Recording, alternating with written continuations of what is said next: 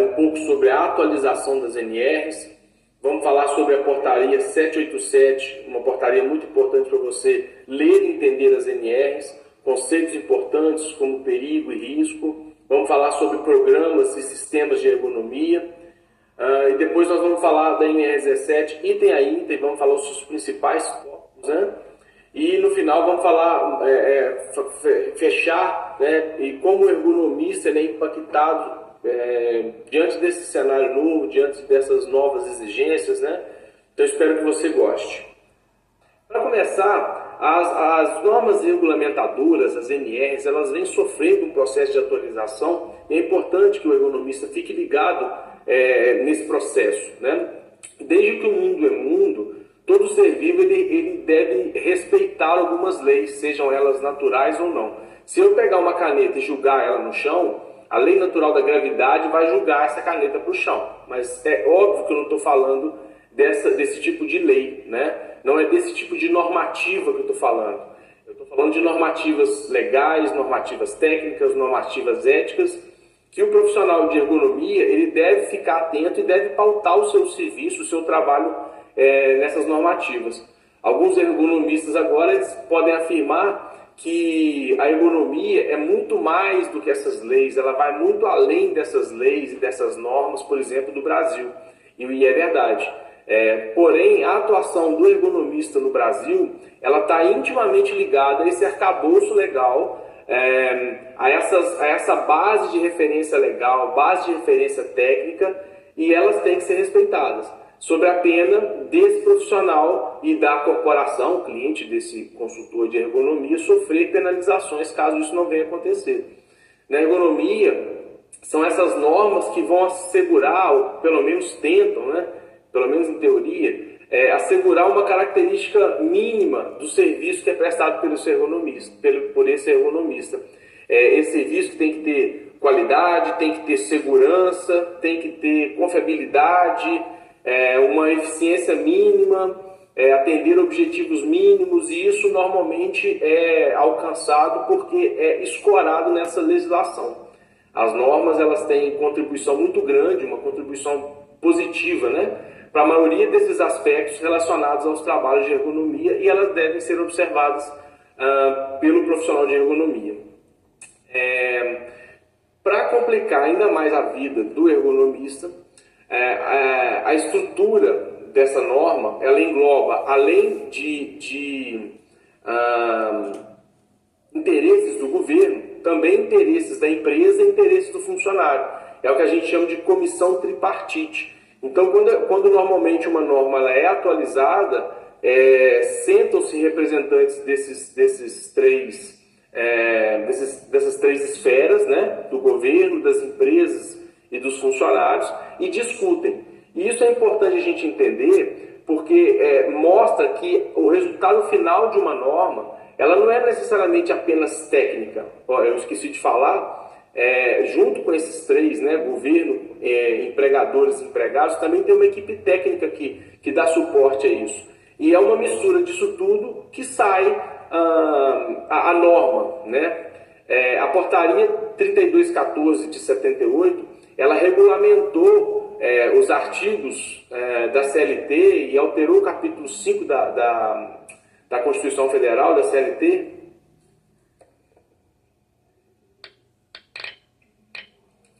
Para complicar mais ainda a vida do profissional de ergonomia, durante a atualização das normas, é formada uma comissão tripartite com representantes do governo, representantes das empresas e representantes dos empregados, junto com uma equipe técnica, e o resultado de uma norma regulamentadora, o resultado final, né, como ela sai e é publicada, sofre influência desses interesses, né?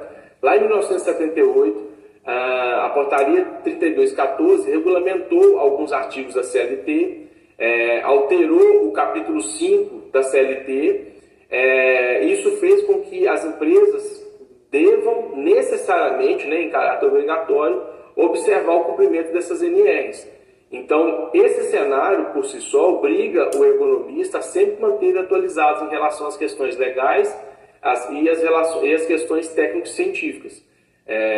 Então, se você é um ergonomista novato, perceba que você vai ter que estudar constantemente, vai ter que se atualizar constantemente em relação a essas normativas também. Não só a questão técnica, né?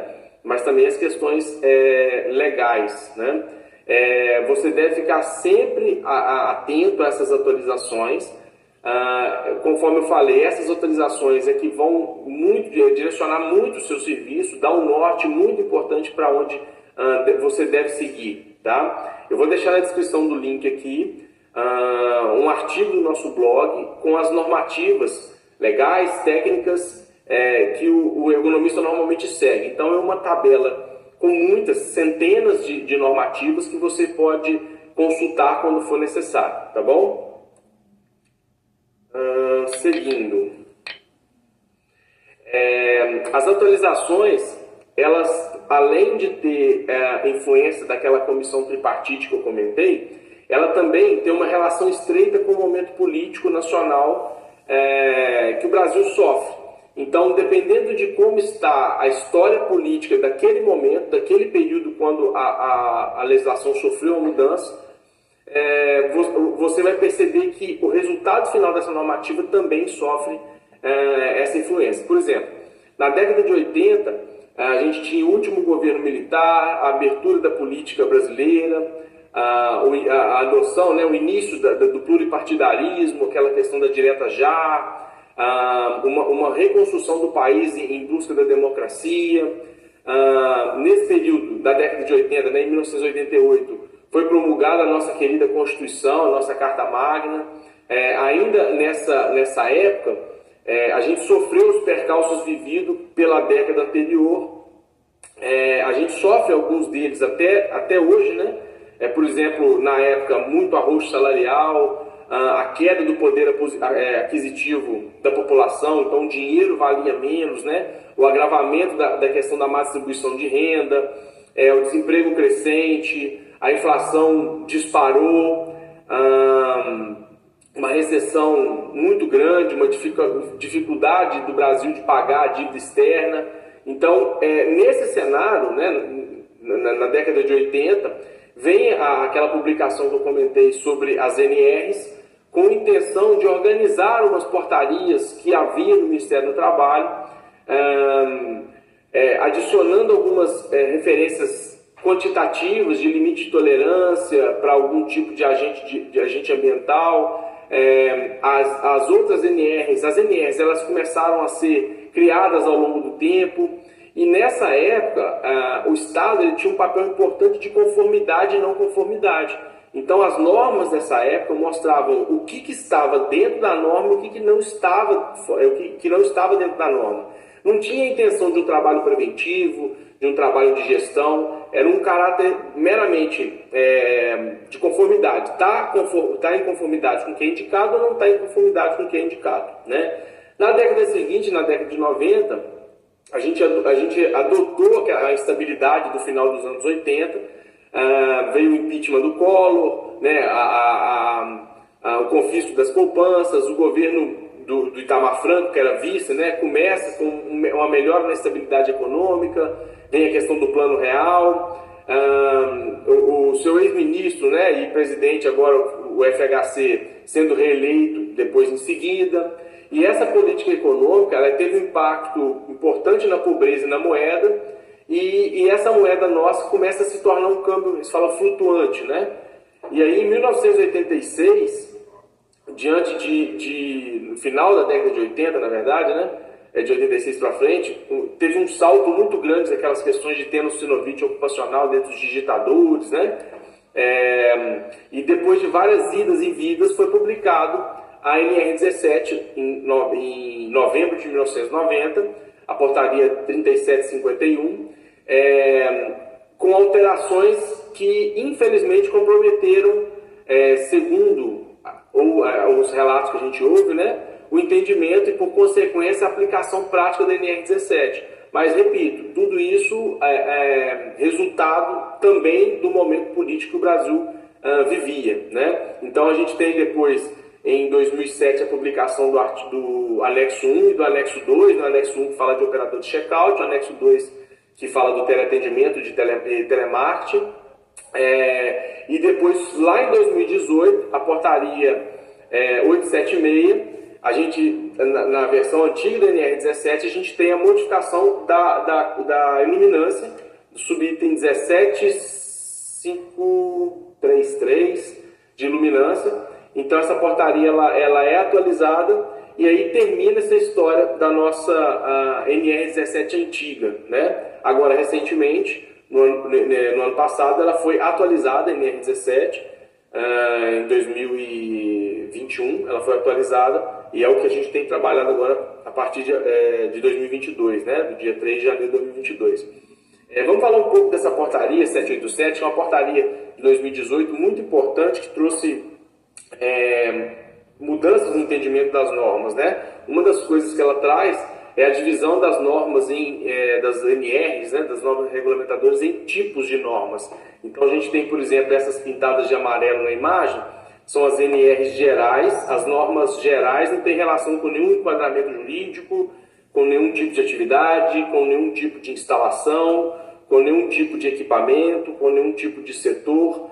Ela vale para todas as empresas. Então as normas gerais valem para todas as empresas. A gente tem, por exemplo, a NR1 que fala de diretrizes gerais, a NR4 que fala do SESMIT, a NR7 agora recentemente atualizada no PCMSO, a NR9 dos riscos ambientais, a nossa querida NR17 é uma norma geral. Todas as empresas devem cumprir a NR17. A gente vai ver isso com mais detalhes na aula de NR17. Em verde, nós temos as NRs especiais. As NRs especiais, elas regulamentam a realização de alguma atividade, de alguma instalação, de algum tipo de equipamento especial. Ela não se relaciona necessariamente com o setor de atividade econômica. Por exemplo, diferentemente da NR 36, que é a NR, por exemplo, que fala de abate de carnes, né? A famosa NR de frigoríficos.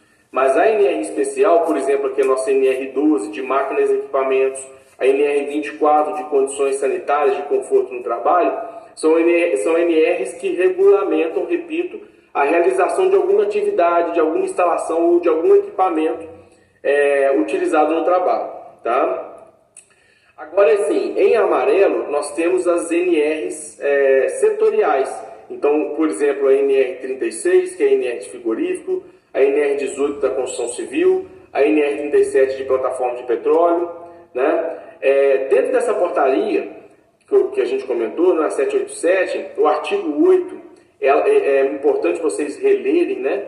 Ele define os casos em que haja conflito entre as NRs. Então, quando eu tenho uma coisa dita por uma NR ou interpretada por uma NR setorial e uma outra coisa dita por uma NR geral, qual que vale mais? Essa é a proposta desse artigo 8. Então, nesse caso de conflito entre as NRs, a solução será sempre com uma NR setorial se sobrepondo à NR especial ou geral. Então, a setorial ela é a mais importante. A setorial ela se sobrepõe às NRs especiais e às NRs gerais. E a NR especial, ela se sobrepõe à NR geral. Então, no caso da gente ter uma NR, dificilmente isso acontece, porque a atualização, inclusive, está em relação a isso, a similaridade de afirmações, né? A NR especial ela se sobrepõe à geral e a NR setorial se sobrepõe às demais, né? A NR especial e a NR geral. Agora a gente vai rever alguns conceitos importantes, em especial de perigo e risco, probabilidade, severidade, que são conceitos muito importantes para o profissional de ergonomia entender e para poder pautar o seu trabalho também, né? Existe uma confusão muito grande entre os conceitos de perigo, risco, fator de risco, né?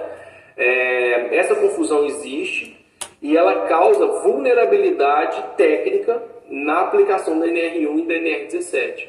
Então é importante que você saiba definir dentro da ergonomia, né, e que você saiba ser coerente com o que você define, né? Então, para começar, o perigo a gente pode chamar também de fonte de risco, Então, perigo é o que ou fonte de risco, ou fator de risco, né, lá do E-Social.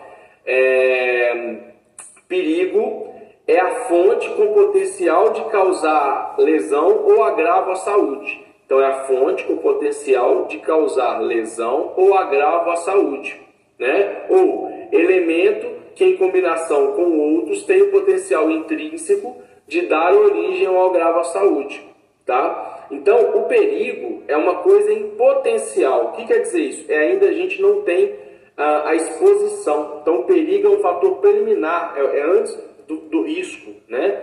Lembrando que perigo, ou fonte de risco, ou fator de risco, para nós aqui são similares, tem o mesmo sentido, né? Trouxe aqui também uma descrição importante para a gente fazer essa diferenciação, né, da 45001. Então eu colei aqui, mas que a gente já falou, né? Já o risco é a combinação entre probabilidade e severidade, tá? Completando, é a combinação entre probabilidade de acontecer uma lesão ou de acontecer um agravo à saúde causado por um evento perigoso, ou causado por uma exposição a algum agente, ou causado por alguma exigência da atividade de trabalho, no caso muito da ergonomia, né? E da severidade, a severidade dessa lesão ou a severidade desse agravo à saúde, tá? Então, quando a gente falar de risco, a gente tem que pensar sempre em probabilidade e severidade. Legal? Conforme eu falei, a probabilidade é a chance de ocorrer a lesão ou agravo à saúde, que pode ser causado por um evento perigoso, pode ser causado por uma exposição a agente nocivo ou pode ser causado por uma exigência inadequada da atividade de trabalho. E severidade é a severidade dessa lesão ou desse agravo à saúde que poderia ser causado, tá? Dentro desse conceito, a gente não faz muito sentido a gente usar o termo risco ergonômico, mas a gente usa muito, né? Por quê? Porque ergonômico, ele remete a algo positivo. Então, quando a gente fala risco, é algo negativo, ergonômico é algo positivo. Então, fica semanticamente. Só que o correto seria circunstâncias que levam ao descumprimento dos princípios ergonômicos. Mas fica muito grande isso aqui, concorda?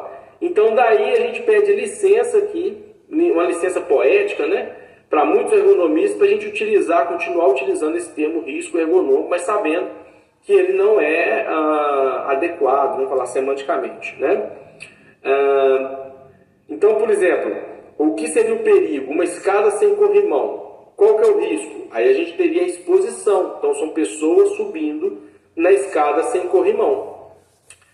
Perigo, carga no chão, peso no chão. Qual que é o risco? Pegar essa carga no chão, né? Perigo, sala escura. Qual que é o risco? Operar um computador nessa sala escura.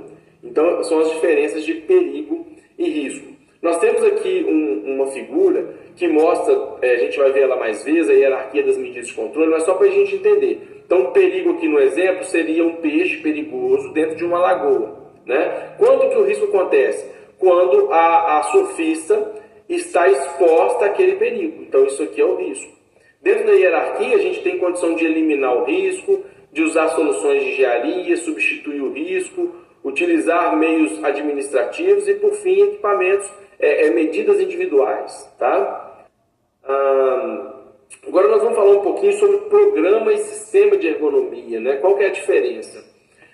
O programa, ele se refere, num sentido mais geral, a uma sequência de eventos que se planeja com a intenção de executar esses eventos mais tarde. É uma sequência que tem início, meio e fim, né? No caso necessário, o fim. Ou pode permanecer por um longo período sem necessidade de terminar. Mas normalmente o programa ele tem essa sequência, tá? Essa palavra gestão é uma palavra muito usada hoje, né? Gestão e ergonomia. Gestão é um conjunto de atividades administrativas que visa atingir um determinado objetivo, né? Claro que de uma forma mais eficaz possível, de uma forma mais eficiente possível, né? A gestão em saúde, segurança e trabalho, a gestão em ergonomia, é um processo estratégico de longo prazo que considera o contexto que a corporação está envolvido, considera também, além do contexto interno da organização, o contexto externo, quais são os perigos, quais são as oportunidades de melhoria, o gerenciamento de risco ocupacional, que é o que está na moda, né? O GRO, né? O gerenciamento de risco ocupacional, ele é um processo tático, pensado, ele é um processo operacional, ou seja, deve-se realizar atividades, né, de curto, médio e longo prazo, que tem um foco dentro da organização, nos seus processos internos, no seu cenário interno, né? E ele se limita aos perigos e aos riscos ligados à saúde e segurança do trabalho. Nós brasileiros, nós já estamos acostumados aqui com uma cultura organizacional brasileira, vamos falar assim, né? Que de forma geral vai ser um dificultador para a gente colocar esse processo de gestão em prática, tá? Germano, qual que é a diferença de programa para sistema de ergonomia? Eu gosto sempre de fazer essa analogia. Um programa de ergonomia, como eu falei, é algo que normalmente tem início, meio e fim. Então eu acho que a gente tem que começar com um programa de ergonomia, mas a gente tem que evoluir para um sistema de ergonomia. O sistema de ergonomia, ele faz parte das decisões da empresa. Então, por exemplo, quando a empresa pensa em comprar uma máquina, ela pergunta para o sistema produtivo: sistema produtivo, eu preciso dessa máquina? O sistema produtivo responde: sim, precisa, a gente precisa de produzir mais peças. Ela pergunta para o sistema de qualidade: sistema de qualidade, essas peças produzidas por essa máquina atendem a qualidade que a gente quer? E aí o sistema de qualidade: atendem, pode comprar. Aí ela pergunta para o sistema financeiro: sistema financeiro, nós temos dinheiro para comprar essa máquina? E aí o sistema financeiro responde: sim, a condição de pagamento é essa, pode comprar. E o ideal é que ela agora perguntasse para o sistema de segurança do trabalho, né, saúde e segurança do trabalho, e perguntasse para o sistema de ergonomia: essa máquina está adequada para ser operada por uma pessoa? Né, os acionamentos estão corretos, toda aquela questão da NR12 e da questão dos acionamentos visuais e físicos, e entre outras coisas, proteções de máquina de segurança, elas estão adequadas? E normalmente isso não é feito na maioria das empresas, né? Claro que tem empresas que a gente percebe isso. Mas o ideal é que a ergonomia evolua para ser um sistema, ou seja, que faça parte das decisões estratégicas da empresa. E conforme eu estava falando, essa cultura organizacional brasileira dificulta a adoção da ergonomia como um sistema. Então a gente que conhece em muitas empresas essa cultura do descompromisso, né? Essa cultura do descompromisso de deixa para depois, vamos lá ver o que vai fazer, ninguém não precisa se esforçar tanto, né? A cultura de ver as ações em saúde e segurança do trabalho como gastos e não como investimento, né? Nossa, eu vou gastar mais dinheiro comprando isso, mais dinheiro modificando essa máquina. A cultura de jogar para o funcionário a responsabilidade. Não, olha, sofreu um acidente, foi um ato falho do trabalhador, né? Foi uma culpa do trabalhador. A cultura de fazer para cumprir a norma, que é o que a gente viu lá na década de 80, conformidade e não conformidade, até hoje essa cultura impera no Brasil, e a famosa cultura do jeitinho. Agora vamos ver os principais itens da NR17, né, que impactam na vida do ergonomista, né, numa abordagem bem rápida, assim, bem eficiente, para facilitar a sua leitura posterior depois, tá? Tanto a NR1 quanto o novo texto da NR17, eles colocam a ergonomia como protagonistas dentro desse processo de gestão de riscos ocupacionais. Essas duas normativas, a alteração dessas duas normativas também adiciona um papel muito importante da ergonomia dentro do PGR, dentro do GRO e dentro do inventário de risco, né, e do plano de ação. E cabe ao ergonomista estudar, se capacitar diante dessa nova realidade, né, e oferecer os seus serviços, né? Nossa sugestão é que a partir desde o dia 3 de janeiro você já poderia, né, começar a vender esse serviço, ir atrás das empresas que você prestou consultoria no ano passado, no ano retrasado, e oferecer esse novo serviço, né? Todo mundo deve saber que já está em vigor desde janeiro, né? Essa atualização da NR17 é uma atualização que ela é resultado de uma comissão com representantes do governo, com representantes dos trabalhadores e dos empregadores, como a gente falou na primeira parte lá dessa aula, e provavelmente ela será complementada por um manual de aplicação que vai vir em breve, tá? Dentro do nosso kit nós temos aqui a NR17 comentada, e caso você queira ter acesso a essa NR17 comentada, entre em contato com a gente aqui, deixando seu comentário, né? Escrevendo "eu quero" aqui no vídeo, que nós vamos enviar para você essa NR17 comentada item a item, um material muito legal que nós construímos aqui dentro, tá? Começando, né? Já no item 17, 1.1.1, fala que a NR17 ela caracteriza essa expressão, né? Condições de trabalho.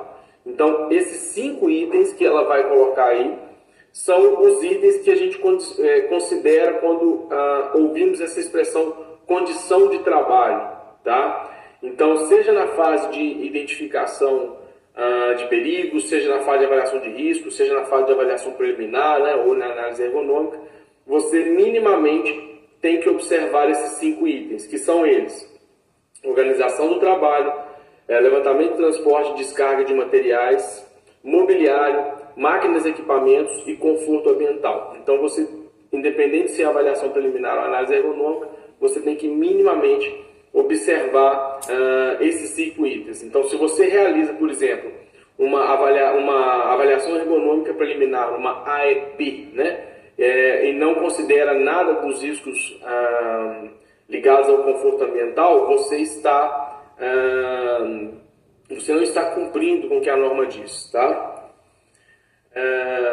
Aqui eu chamo a atenção, isso aqui é uma imagem adaptada do livro do Guerrin, né? Quando ele fala sobre a avaliação da atividade. Então, a avaliação da atividade de trabalho é um processo complexo, né? Colocado a partir da análise ergonômica, feito a partir da análise ergonômica do trabalho, em que o ergonomista, o profissional de ergonomia, ele tem que levar em consideração características ligadas ao trabalhador, características ligadas ao ambiente de trabalho, ele tem que reconhecer quais são os objetivos daquela atividade, o que deve ser atendido, né? Normalmente fica isso por conta do trabalho prescrito, o que a organização prescreve para que aquela atividade chegue, né, no final, após a sua realização. Mas ele também tem que considerar as normas de produção, as normas de qualidade e as normas de segurança do trabalho. Então, é dentro desse contexto que a atividade acontece, e é dentro desse contexto que o profissional de ergonomia deve entender a atividade, tá? Importante entender também, a gente vai falar um pouco sobre tipos de empresas, né? Mais para frente no item 17.3.4 a gente vai falar sobre alguns enquadramentos jurídicos, alguns tipos de porte de empresa que estão desobrigados a realizarem a análise ergonômica. Porém, todas as empresas, todas as organizações e órgãos públicos devem devem cumprir a NR17. Né? Todo empregador deve fazer com que a sua organização, né, cumpra a NR17. Tá? Em outras palavras, todas as empresas, todos os órgãos públicos devem fazer com que a sua organização do trabalho, atividades que requerem levantamento, transporte e descarga individual, né, manual de cargas, os seus mobiliários no posto de trabalho, os seus maquinários e ferramentas e suas condições ambientais de conforto não gerem nenhum tipo de adoecimento, seja ele físico ou psicológico, sobre os trabalhadores. Então é muito importante que isso fique bem definido. Todas as empresas devem cumprir a NR17. Beleza? Esse é o resumo, né, dessa parte, né, desse item.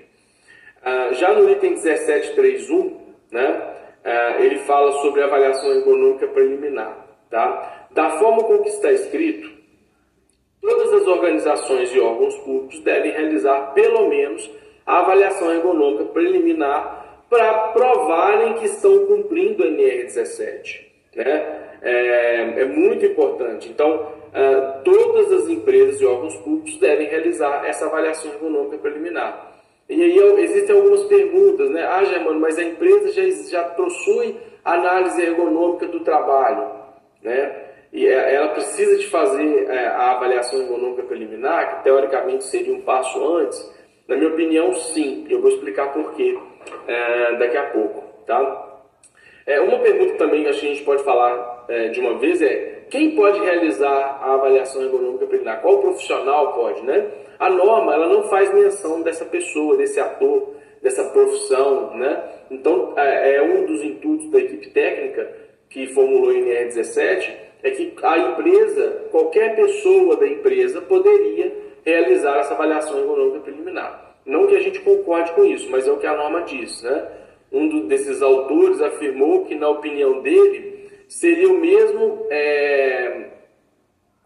seria o mesmo que qualquer um, né, pudesse realizar essa análise ergonômica sem exigência de nenhuma formação técnica mínima, e isso não está formalizado na norma, né? A proposta dessa equipe era facilitar para que todas as empresas conseguissem realizar, inclusive com a ajuda de materiais técnicos que, por exemplo, a Fundacentro e a Secretaria de Inspeção do Trabalho iriam disponibilizar, né? A nossa opinião, na verdade, é que apesar da responsabilidade de ser sempre do empregador, o profissional que deve realizar a avaliação ergonômica preliminar, ele deve ter conhecimento suficiente sobre a ergonomia.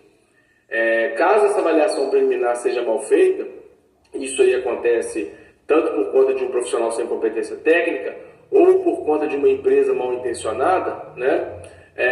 O resultado é a ausência de perigos ou a minimização de algum perigo, de algum problema que pode ser causado pela falta de ergonomia, o excesso de afastamento que pode vir a acontecer, né? O que é contraditório. Você tentar facilitar uma coisa para a empresa e isso gerar um resultado negativo para o trabalhador, né? Existe um boato que irá sair uma norma técnica semelhante ao que é indicado na análise ergonômica, né? A norma técnica fala sobre quais profissionais deveriam realizar essa análise ergonômica do trabalho. Existe um boato que sairá uma nota técnica semelhante, colocando, por exemplo, como requisito mínimo o curso superior, né? A gente fica no aguardo desse material aí. Mas hoje, qualquer pessoa pode realizar a avaliação ergonômica preliminar.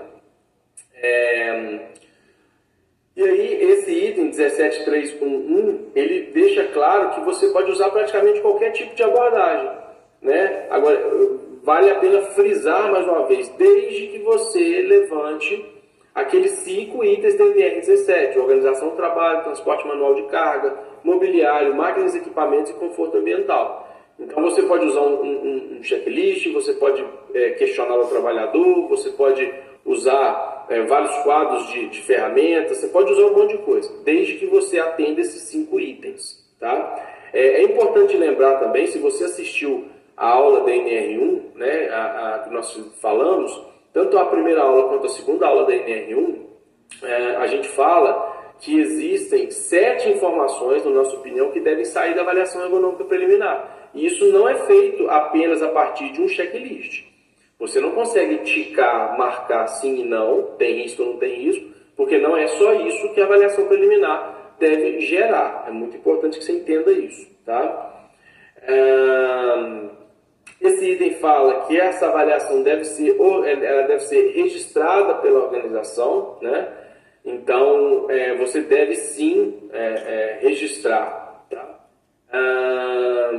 Uma das perguntas que acontecem, né, é se você tem que entregar esse documento separado ou esse documento já vai estar dentro do inventário de risco. Eu entrego um documento em Word, em Excel, enfim, né? Como é que é feito? O software que facilita, ele gera esse documento, seja em Word, seja em Excel, seja em PDF, né?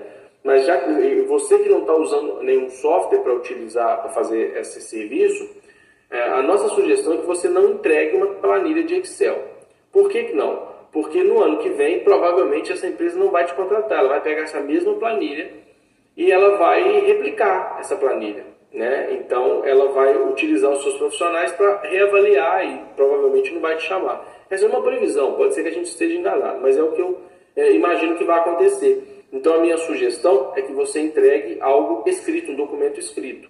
Tá? E no caso de você entregar um documento de Excel, não entregue o seu modelo, entregue o resultado, tá? É importante isso. Por exemplo, Germano, o meu formulário que eu levo a campo para fazer a avaliação ergonômica preliminar tem 30 itens.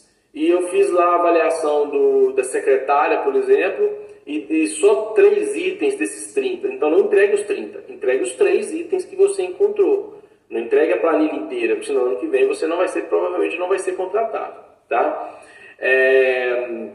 Outra questão importante, existem modelos de avaliação? Existem. Existe um kit do iFacilita, que é um kit que contém vários materiais, dentre eles modelos de avaliação ergonômica preliminar. Se eu não estou enganado, são 5 ou 6 modelos diferentes que você pode utilizar. Outra coisa, a empresa que já tem análise ergonômica deve realizar a avaliação ergonômica preliminar? Nós falamos isso um pouco atrás, né? E a minha resposta é curta e grossa. Na minha opinião, sim, deve, tá? Então, olha só, você pode oferecer esse serviço de avaliação ergonômica preliminar para aquelas empresas que são ou que já foram suas clientes e que você já realizou uma análise ergonômica recente, no último ano, por exemplo. A partir dessa análise ergonômica que você já realizou, se necessário de outras visitas pontuais, caso você não se lembre bem dessas situações de trabalho, você confecciona essa avaliação ergonômica preliminar. A norma, gente, a NR17, nem a NR1, não tem nada falando claramente que se a empresa já tem análise ergonômica, não precisa de fazer avaliação preliminar.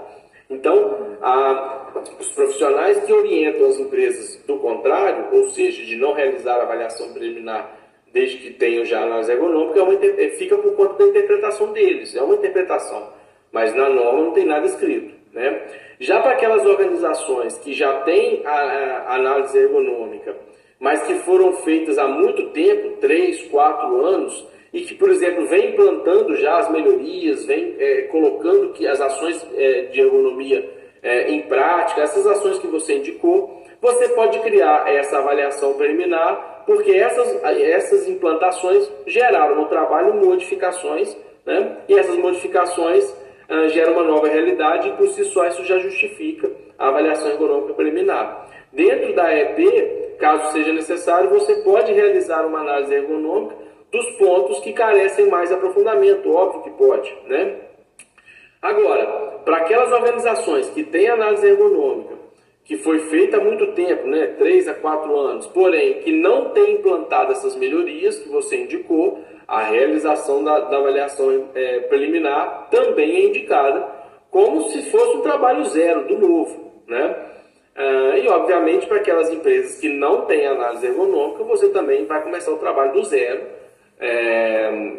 realizando a avaliação ergonômica preliminar. Então, as empresas que já têm análise ergonômica, na minha opinião, devem realizar a avaliação ergonômica preliminar, tá? E o que deve conter nessa avaliação ergonômica preliminar? A gente já viu isso, né?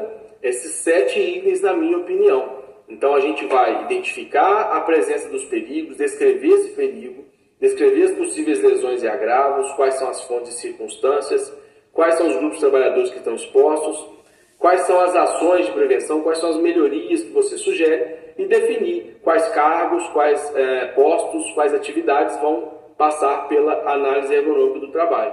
Então aqui, gente, fica claro que não é só marcar X, a ideia não é só marcar X, tá?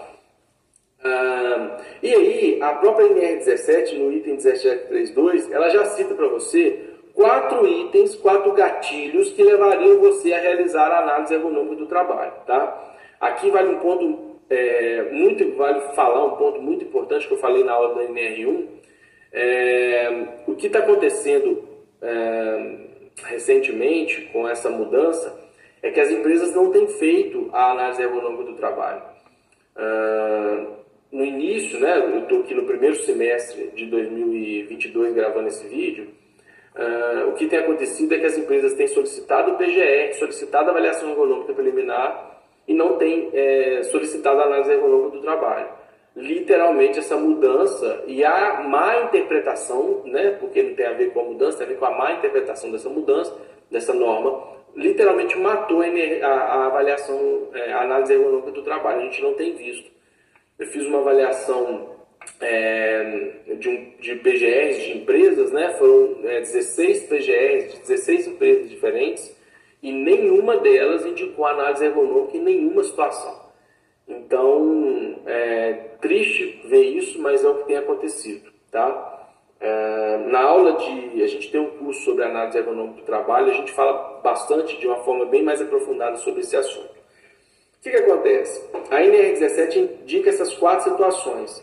Nós destrinchamos essas 4 situações e sugerimos 7 gatilhos para você realizar a análise ergonômica, tá? Então nós vamos colocar esses 7 gatilhos a partir da segunda parte dessa nossa aula da NR17.